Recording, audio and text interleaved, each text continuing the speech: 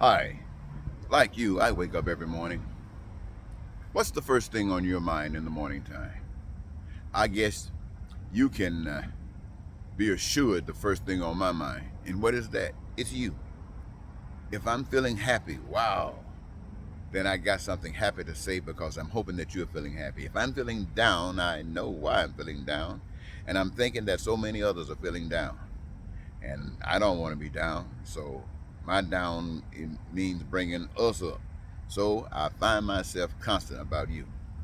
I want to say something to you, ladies and gentlemen. I've known for quite some time.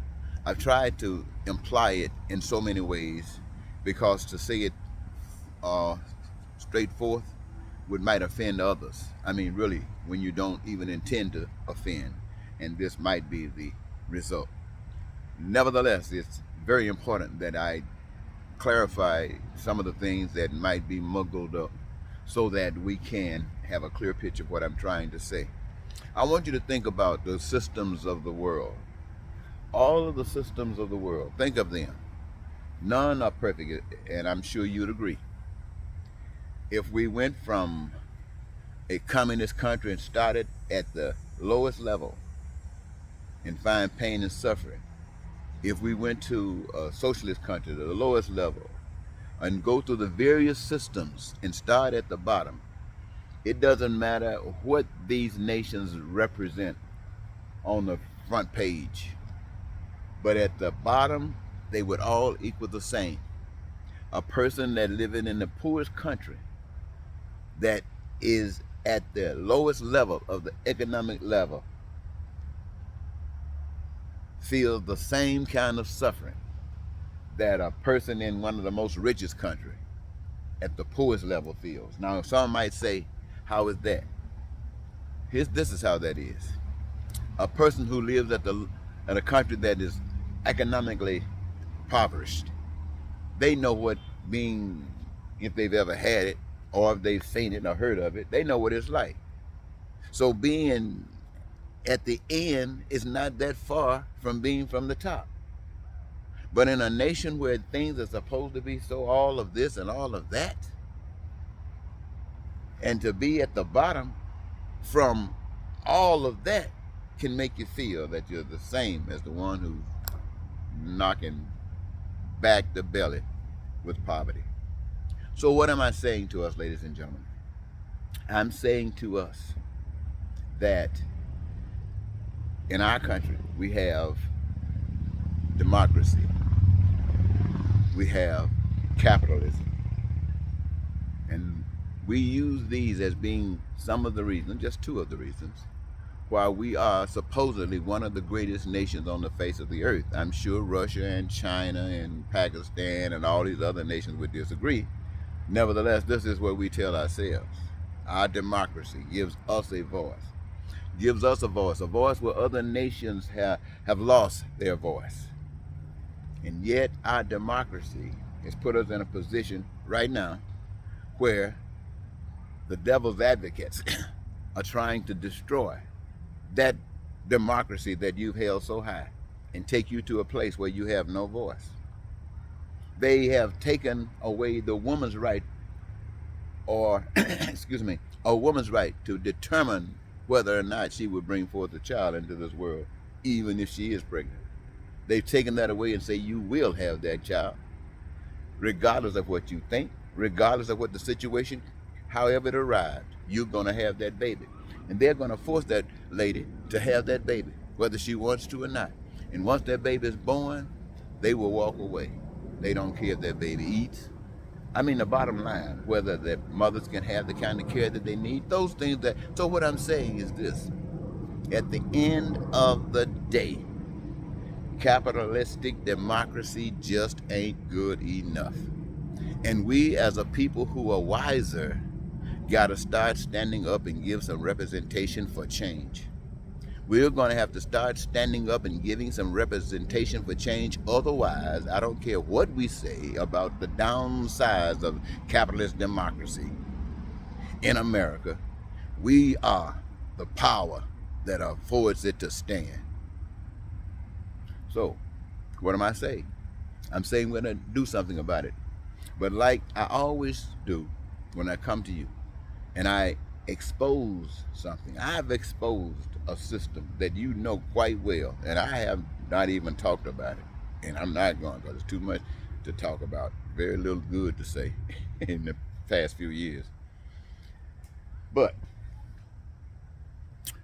if this nation is going to change, and I have suggested that it does, that we do it, then what do I offer for its replacement? I offer where democracy says that it's better than authoritarianism, that it's better than where you got dictators and people making these kinds of decisions and you got no right, no votes, that it allows that same basic principle to exert itself when it comes down to us. What is it that we want? What is it that is common amongst us all? What is it that we need for survival? What is it? We know what they are. Where does it come from, the resources to do this? Where does the resources come from to do that? We know where the resources come from. Who owns the resources? Who owns the resources that we will utilize to do the things that we would have to do? We know who owns them. And what has got to be done in order for those resources to become a manifestation to be usable? We know what's got to be done. So who's going to do that? We know the best moves to make to do that. And what is the outcome? The outcome is, as in heaven, so on earth. This is what I offer to you, ladies and gentlemen. I offer to America a new system. A system that I'm sure that most of us have heard about, but nobody really preached about it. Nobody really ever said, let's do that. Not in our lifetime. Says, let's do this. Let's try that. Let's try what everybody says is so perfect that we want to die, and when we die, expect to receive it. What is it that's happening over there that prevents us from having it here? And then we say, well, the only thing we can think of is that we are not over there. So is that possibly the reason why we're not experiencing it here? Because we are here. Then what are we doing here that we suppose is not being done there? We're not treating people right. So over there, they must be doing the opposite. So why don't we treat the people right? Make sure that every last one of us got those essentials: food, clothing, shelter, education, healthcare, transportation, and all the things. You heard me say it 1,000 times. And it will produce the peace, the prosperity, the freedom, the joy, your dreams being fulfilled. And so, when you recognize that the resources come from God, and nobody can really own them. I mean, you can go through kinds of systems that set it up various kinds of ways that people can, play a part. But in truth, nobody owns the resources of the earth. And the resources obviously are given. People can use them, and so that's what it's for. But not for somebody to rip somebody off and take advantage of people. That's the dumbest stuff you ever could imagine. Are God gonna set something up so you can rip people off? No, as in heaven, so on earth. So this is what I'm saying. You treat people right. These people using the resources to meet the needs that all of us as human beings have. And each of us are engaged in the process of creating and causing manifestation of enough of this stuff that it doesn't run out.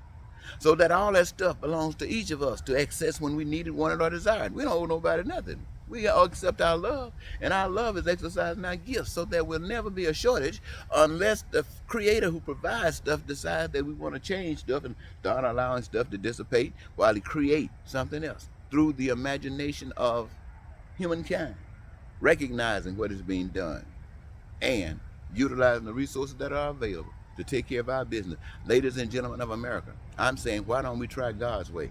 And I'm talking about a God of love. I want you to know that I'm making a distinction between this God that I'm telling you about. I want you to know I'm making a distinction, and I want you to know the distinction between this God I'm telling you about and the God that the right-wingers are telling you about. The right-wingers are talking about nationalizing something behind the rights to own guns to murder, the right to lie and cause alternative truths for confusion and to achieve his ends. That's the kind of God they're talking about. I'm not talking about a God like that. I'm talking about a God that is for every last one of us, even those over there that's denying this God. the same benefits and rights that you as an individual have according to that God's rights and rules and regulations. Everybody, everyone, and anybody that knows God will stand up for Donald Trump's right, and all the people that believe whatever he's about, right, to enjoy the same things that we enjoy. But we definitely deny any right claimed that gives them authority over another, or to even make laws that would bondage us. I don't know if that's the right word, but anyway, you get what I'm saying. So I want you to think about it, ladies and gentlemen. Think about a new system, but a system that works for all of us. A system that if you stand up and be against it, everybody knows what you're saying. And no question, no doubt, because this is a system for everybody, everyone, everyone. That's what I represent. And I'm going out on the streets now and tell people what I'm telling you right now. Okay? Goodbye for now.